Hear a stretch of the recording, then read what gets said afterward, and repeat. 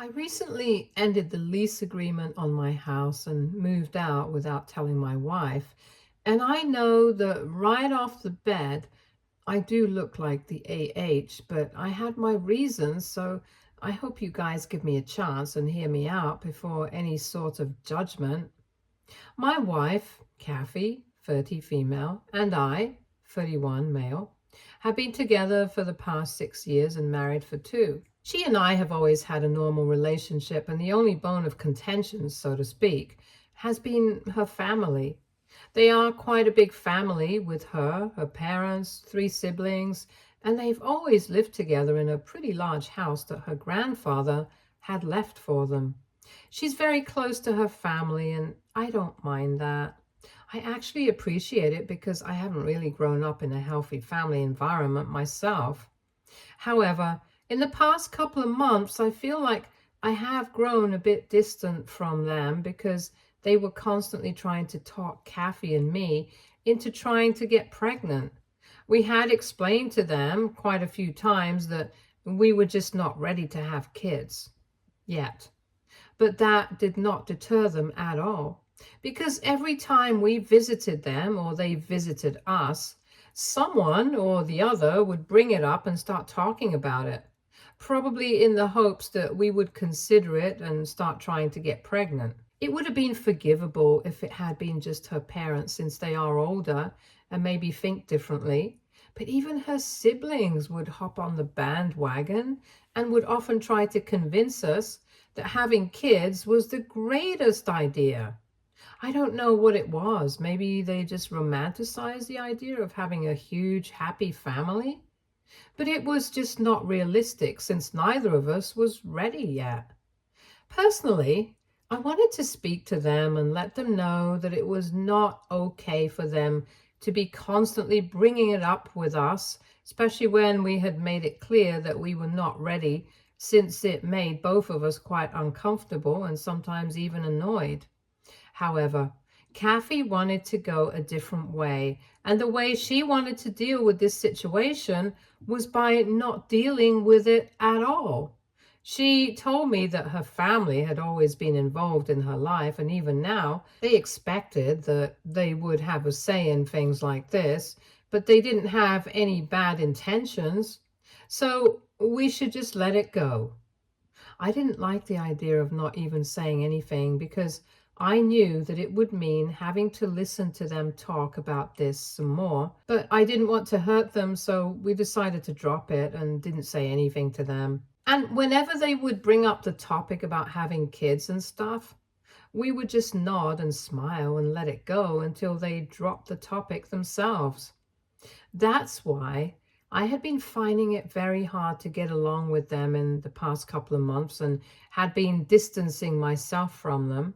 However, 2 weeks ago, something very unfortunate happened and they had a major fire at their house. It's in the process of getting reconstructed right now, and that's going to take a few months. Insurance has it all covered, so they don't need to worry about the money going into it either. But what they did need to worry about was the temporary accommodation that they would need, since their insurance plan would cover them just about a couple of weeks. And after that, they would be on their own and have to spend out of their own pockets. On top of that, all my siblings-in-law had also been living in the same house, as is the norm in Cathy's family. Nobody really moves out until they absolutely have to or really want to. Like, Cathy only moved out when she decided that she wanted to stay with me before marriage. Since that way, they don't have to worry about rent, and in today's economy, I totally understand that. What I don't understand is why her siblings can't find a place of their own to live at the moment and have to tag along with their parents wherever they go. It had become a problem for me because Cathy decided to invite her parents to come stay with us so they wouldn't have to spend any money on accommodation, since obviously we were not going to ask them for rent. Had it just been them, I would have been fine with it, even though Cathy hadn't even discussed this with me before asking them. But she also told me that it wouldn't be just her parents coming to stay with us, but also Her siblings, and they wouldn't be paying rent either.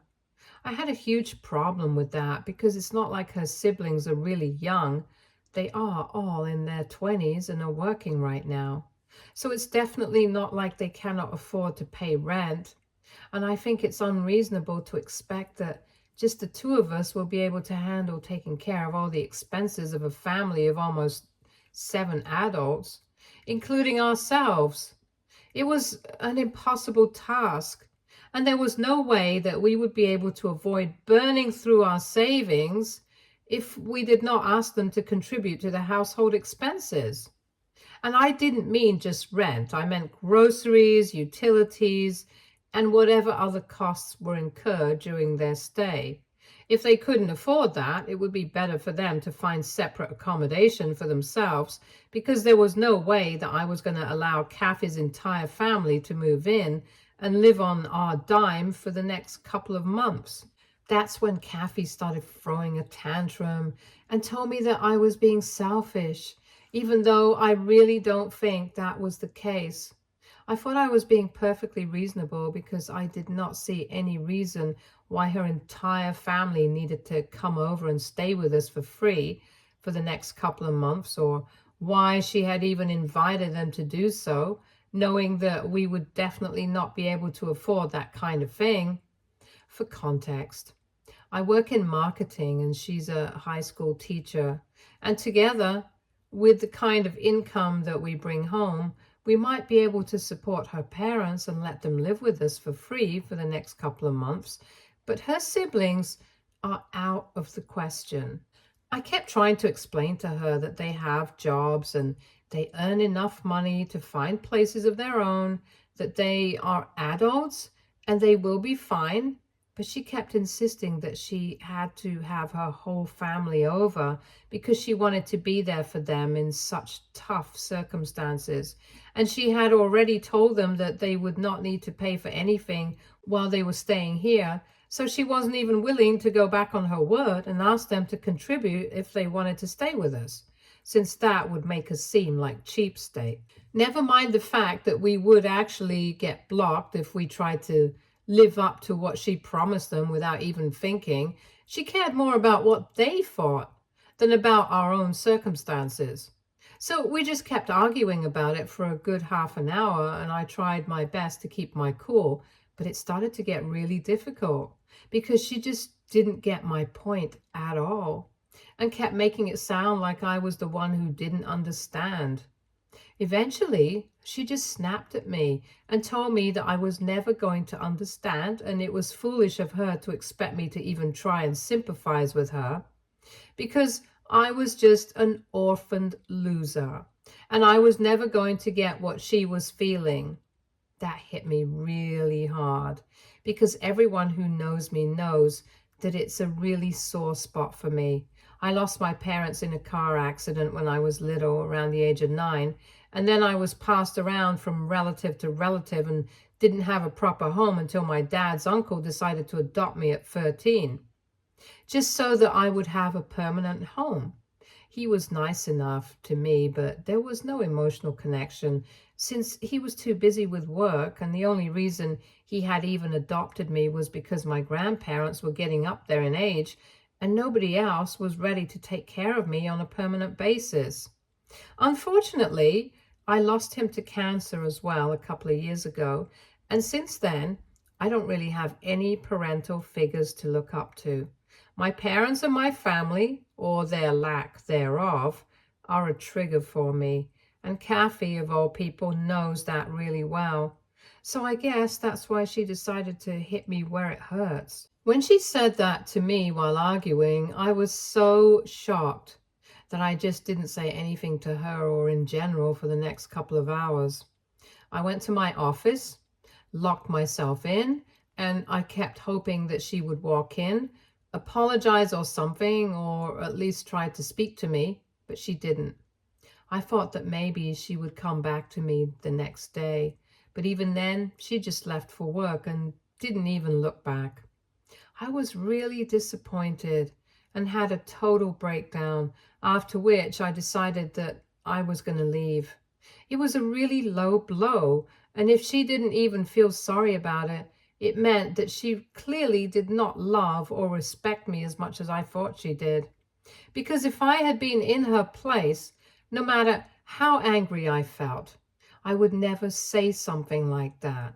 So that day, while she was at work, I decided to stay back home and speak to the landlord and told him that I wanted to end my lease. He told me that he would arrange for it, and after that was confirmed, I started packing my things, and with a couple of clothes and other essential belongings that I would absolutely need, I drove to a friend's house, and since then, I've been staying with him.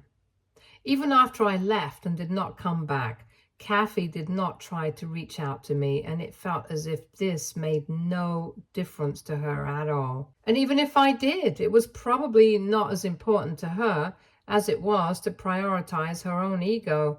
I've been pretty miserable for the past couple of days, ever since last week, since I left home and had been contemplating speaking to a lawyer about divorce, because at this stage, I don't see the point of staying together, since she has made it very clear that she's perfectly fine without me as well. And honestly, our last fight really left a bitter taste in my mouth. My feelings on this situation had already been quite complicated, and after speaking to Cathy yesterday, I'm even more confused about what to do, because a few days back, I finally ended the lease agreement with my landlord, and he approached Cathy to discuss this with her, since now she was going to be the primary tenant of the property, and that's how she found out that not only had I moved out, but I had also ended the agreement without her knowing.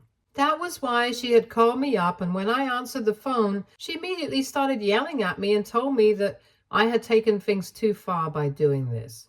Apparently, after the fight we had last week, she had called her parents up the very next day and told them that she would only be able to allow them to stay with us, and her siblings would have to find places of their own. By doing that, she also ended up in a fight with them, and because she had gone back on her word and her family thought that she was giving me more importance than them, they were also not speaking to her anymore. However, I didn't know that, since I hadn't bothered to speak to her, and I had been very upset about how she had treated me and what she had said, so I had left without a word. Both of us had kept waiting for the other to apologize, to reach out to us, and that had created a bit of an ugly situation, because now I had already signed off on ending the lease, and she had to find out about it from the landlord and not me. Both of us knew for a fact that she wouldn't be able to afford the rent on her own salary, since she earned significantly less than I did, and she thought that it was really cold of me to put her in that position, because I knew that she would have to give up the house if she wouldn't be able to afford rent. She told me that she was really sorry about the comment that she had made and whatever she had said while she was fighting with me. But the least that I could have done for her was at least inform her or try to talk to her before taking such a huge step. While we were on the call, she even started crying, and that made me feel really awkward. But I stood my ground, and I told her that I needed some time to think about what I wanted to do, because what had already been done could not be reversed. She kept requesting me to come back, but I told her that I needed some time to think things over. That was yesterday. And this evening, a couple of hours ago, even her family members reached out to me to apologize on her behalf, and their own as well. They told me that they were sorry about everything, especially for not respecting my boundaries and putting us both in a difficult position. And they also said that they hoped that I would be able to work it out with Cathy. Now, the only thing that I'm in a dilemma about is whether I did the right thing by leaving the house and editing the lease without even speaking to Cathy, because I knew for a fact that she wouldn't be able to afford the rent on herself, and I guess somewhere deep down I wanted to hurt her as well. She and the rest of our family have been messaging me to go back home to her, because I owe her a conversation about this at the very least. However, I'm not sure if they're doing it because they really want us to work things out, or if it's just because of the house, since nobody wants to end up looking for a new place to live on such short notice. AITA for moving out and ending the lease on our house after an argument without speaking to my wife. Edit. I have had a fairly normal relationship with my in-laws as well so far, and I generally did not have any issues with them until they started pushing Cathy and me to have kids. Even then, I tried my best to have a cordial relationship with them, but just kept my distance and didn't interact with them as frequently as we used to. Right now, my in-laws are staying in a hotel and Cathy's siblings are staying with their friends. It's a pretty convenient arrangement for all of them, and they can just continue to stick to it until their house is fully reconstructed. But from what Cathy told me, they had their hearts set on the idea of staying with us and were quite offended when she told them that it would not be possible anymore because I was not fine with it. And after hearing out my concerns, even though she had argued with me in the heat of the moment, she did see where I was coming from.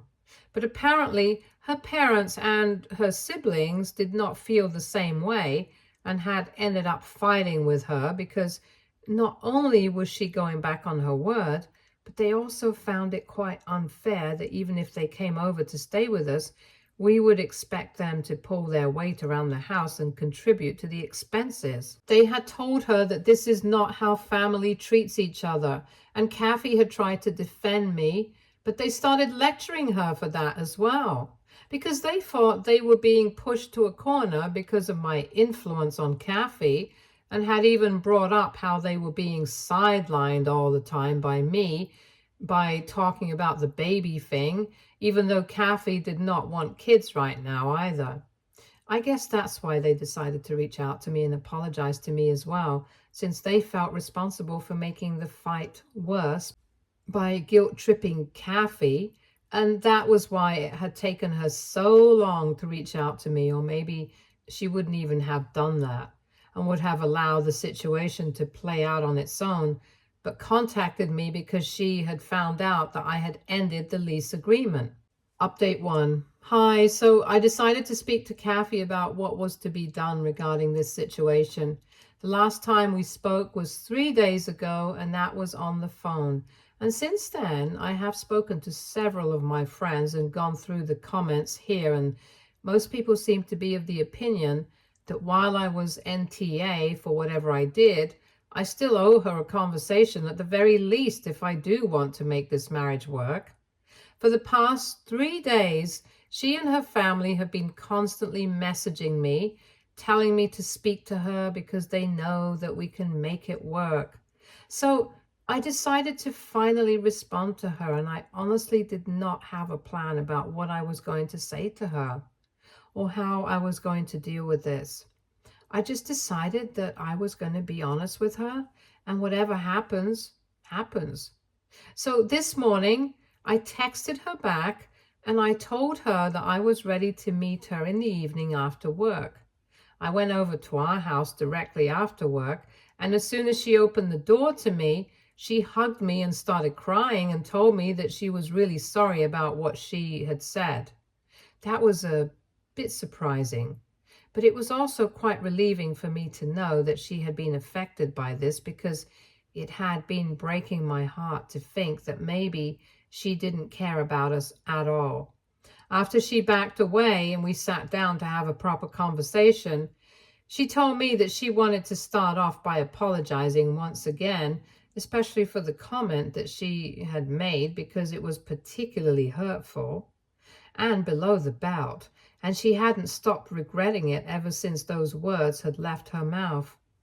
But she had been too proud and angry to apologize at the time, and by the next day, she had spoken to her family and gotten into a fight with them as well.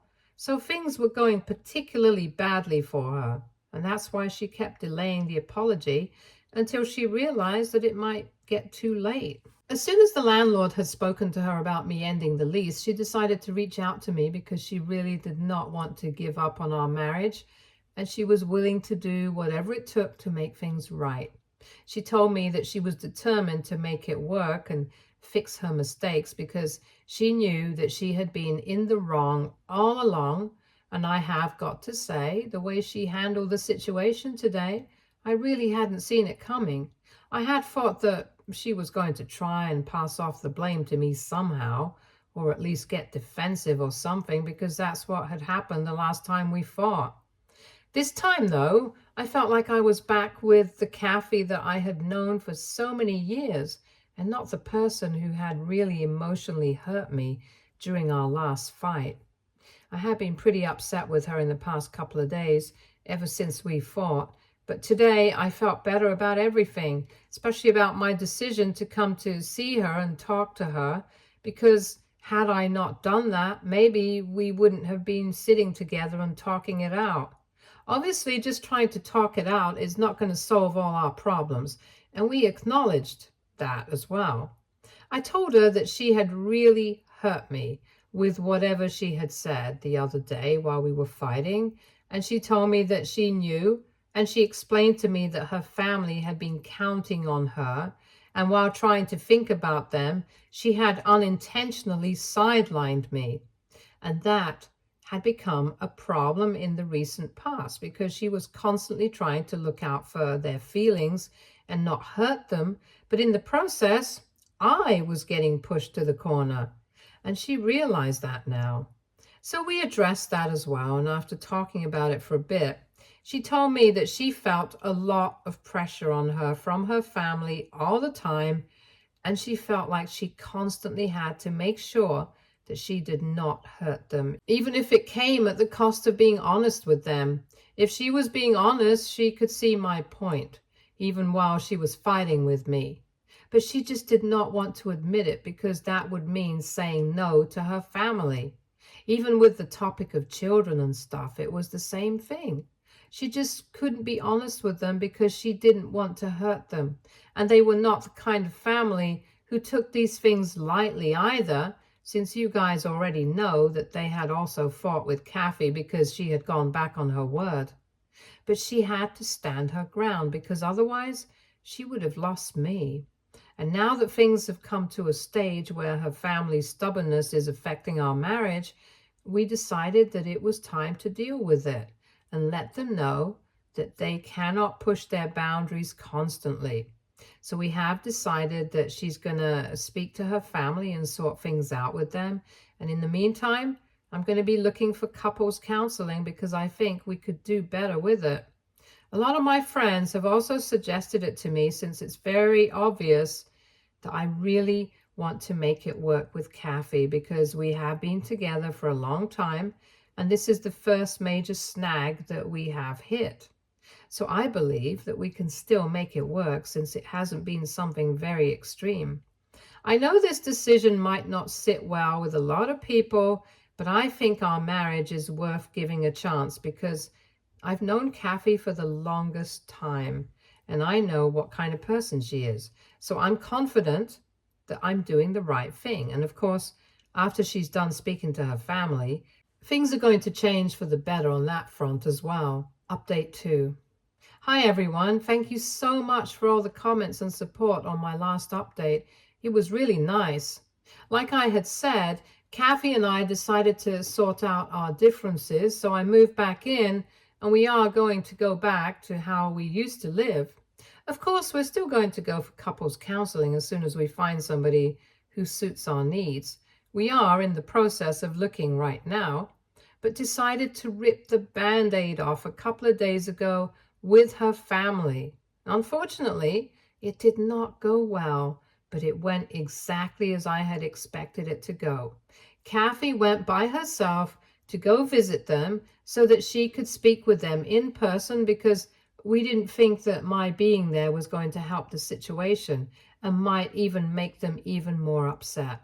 She was with her family for almost 2 hours, and when she came back, she looked exhausted and really upset. So I knew that things hadn't gone down well. Cathy told me that as soon as she had told them that she wanted them not to push their boundaries with her constantly, because it made both of us really uncomfortable. And after our recent fight, it was clear that it had been affecting our marriage as well. They started freaking out at her and bad-mouthing me as well. They thought I was being selfish and narcissistic by making it seem like they were the problem, even though they were just acting like her family and relying on their daughter. And when Cathy tried to defend me, they started going off on her as well, saying that she had been brainwashed by me and didn't even know what she was saying.